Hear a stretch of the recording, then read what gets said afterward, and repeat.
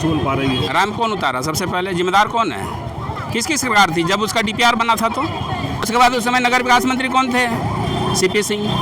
और जब 90% 100% जब बन गया, बोले वो लोग कि हम लोग उतारे हैं। अब झूठ मूठ का ब्लेम आप हमारे मुख्यमंत्री हेमंत सोरेन जी को लगा रहे हैं। थी वो यहाँ पर मेयर थी ना, फिर वो जिम्मेदार नहीं है कि वो मामला जो है वो मामला रघुवर सरकार के समय से है। इतनी आसान नहीं है कि कहीं भी ये सामान यहाँ उठाओ और वहाँ रख दो, ऐसी बात।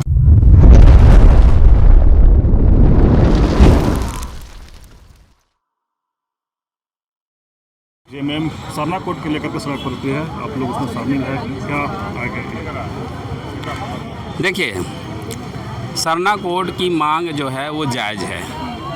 आदमी बढ़ा, दुनिया आगे बढ़ रही है और मांग भी बढ़ रही है। फॉलोअर्स ज़्यादा हो रहे हैं ना, कितना हुए? 15 करोड़। तो 15 करोड़ का जो सरना कोड है वो आप लागू नहीं कीजिएगा?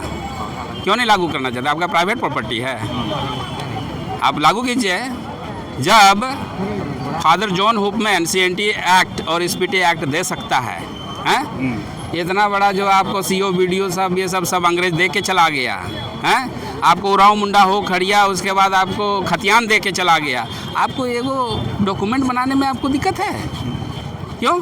आप देना नहीं चाहते हैं? कौन नहीं देना चाहते? सेंट्रल गवर्नमेंट का काम है ये।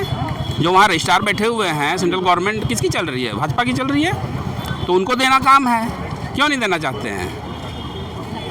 लेकिन लगातार सीएम टोली का भी मामला रांची में चल रहा है, उसको लेकर के आप लोग कुछ नहीं बोल पा रहे हैं। जी हाँ, क्या बोलवाना चाहते हैं? बोलिए। अरे सीएम टोली का मामला जो है वहाँ उतारा गया, उसके लिए कहाँ जमीन कुछ बोल पा रही है? रैंप कौन उतारा? सबसे पहले जिम्मेदार कौन है? किसकी सरकार थी जब उसका डीपीआर बना था? तो फिजिबिलिटी रिपोर्ट बना था, तो कौन था उसका जिम्मेदार? रघुवर दास जी थे। रघुवर दास जी के समय में उसका डीपीआर और फिजिबिलिटी रिपोर्ट बना है। उसके बाद उस समय नगर विकास मंत्री कौन थे? सीपी सिंह। उस समय सरना स्थल नहीं दिखा। सरना स्थल को नेस्तनाबूद करने के लिए उन लोग क्यों उसको अति आदर सत्कार क्यों नहीं किए?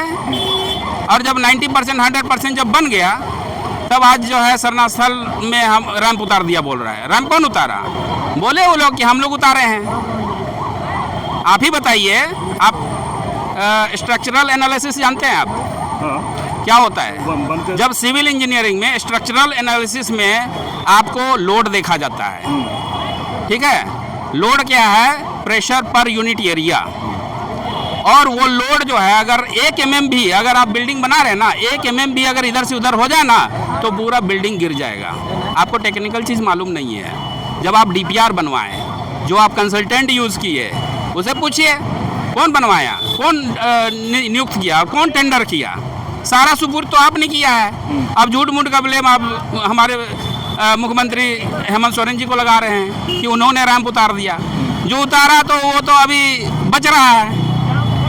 आप 1 mm भी अगर सिविल में आप बोल दीजिए, स्ट्रक्चरल एनालिसिस करवा के देख लीजिए, अगर वहाँ थोड़ा सा भी इधर उधर हो जाएगा ना, तो पूरा ढह जाएगा और वो सेफ्टी का बात हो जाएगा, बहुत बड़ा इशू हो जाएगा। तो आप लोग देख लीजिए कि कौन जिम्मेदार है इसका। अभी राष्ट्रीय जनजातीय आयोग के सदस्य आशा लखा भी गए थे वहाँ पर, बोले कि काम इतना दिन तक कहाँ थी जब उसकी सरकार थी? वो यहाँ पर मेयर थी ना, फिर वो जिम्मेदार नहीं है? स्ट्रक्चरल एनालिसिस का आकलन करे, उसके लिए खुद जिम्मेदार है। डीपीआर बनाने के लिए कौन जिम्मेदार है? जब आशा लकड़ा मेयर थी और सीपी सिंह अगर नगर विकास मंत्री था, तो उसका डीपीआर और फिजिबिलिटी रिपोर्ट और स्ट्रक्चरल एनालिसिस का जिम्मेदार कौन है? ये सब टेक्निकल चीज़ को आप पूरा हाईलाइट कीजिए और बताइए पूरी दुनिया को कि कौन जिम्मेदार है। इसका जिम्मेदार मानते हैं जो उस समय सत्ता में बैठे हुए थे तत्कालीन, वो लोग हैं जिम्मेदार। रघुवर दास जिम्मेदार है, सीपी सिंह जिम्मेदार है, मेयर आशा लकड़ा जिम्मेदार है। अभी जब यहाँ से दिल्ली चली गई, तो अभी वो घड़ियाली आंसू रोना शुरू कर दी कि आदिवासी साथ ऐसा किया वैसा किया। आपने क्या किया? बोलिए। मैंने आप जिम्मेदार मानते हैं जो बीजेपी? हाँ, बीजेपी के लोग हैं, वो लोग हैं जिम्मेदार। आपको सिविल इंजीनियरिंग तब मालूम नहीं है। 1 mm भी, 1 सूता भी अगर इधर से उधर हो जाना, तो पूरा सिस्टम जो है ढह जाएगा। बोलिए। ऑटोकैड में एनालिसिस करके दिखाए हैं, और स्टैट प्रो में और ऑटोकैड में एनालिसिस करके दिखाए। ये हाईलाइट कीजिए आप। परिचय दीजिए। मेरा नाम रविंद्र टोपो है, मैं बेड़ो से आया हूँ। अभी सरना के कोर्ट की जो मांग है उसके लेकर डिस्ट्रिक्ट जो ज्ञापन सौंपने हैं जमीन को लोग उसमें शामिल है, क्या कहेंगे? ये सबसे पहले झारखंडी जोहार है हमारे आपके चैनल को। जिस चीज़ की मांग करने आए हैं ये मांग बहुत पहले पूरा हो जाना चाहिए था, क्योंकि आदिवासी का राज्य, आदिवासी देश का पहला नागरिक और आदिवासी का कोड नहीं है। सरना के लिए, सरना कोड के लिए आदमी तरस रहे हैं, हल्ला कर रहे हैं हम लोग, इस तरह से जुटना पड़ रहा है, हल्ला करना पड़ रहा है, ये अच्छी बात नहीं है। केंद्र सरकार को इसके बारे में पहल करना चाहिए। जब हमारा संसद में यहाँ पे 5 साल पहले जब हमारे हेमंत सोरेन ने इसको पारित करके जब भेज दिया सरना कोड को, तो वहाँ लागू क्यों नहीं किया जा रहा है? ये सवाल है केंद्र सरकार से, बीजेपी सरकार से हमारी। सिरम टोली के मामला को कैसे देखते हैं? सिरम टोली का मामला जो है, हमारे भाई ने जिस तरह से बताया बेड़ो के रवि जी, कि वो मामला जो है वो मामला रघुवर सरकार के समय से है, क्योंकि जिस समय उसका पुल का जो निर्माण किया जा रहा था फ्लाईओवर का, उस समय उनकी सरकार थी, बीजेपी की सरकार थी, रघुवर सरकार उस समय मुख्यमंत्री साहब थे, तो उनके द्वारा ही सारा चीज़ हुआ है कार्यकाल। और ज़रूर हमारी सत्ता है, लेकिन हमने उनको देख रेख में किया जा रहा है, लेकिन उनके सामने सारा चीज़ फॉर्मेट तैयार किया गया है। आदिवासी समुदाय लगातार आंदोलन कर रहे हैं कि रैंप वहाँ से हटाया जाए, आप उस पर क्या? इसमें पहल हो रही है, बात हो रही है, इंजीनियर को बैठाया जा रहा है, उसको देखना है, वो टेक्निकल चीज़ है।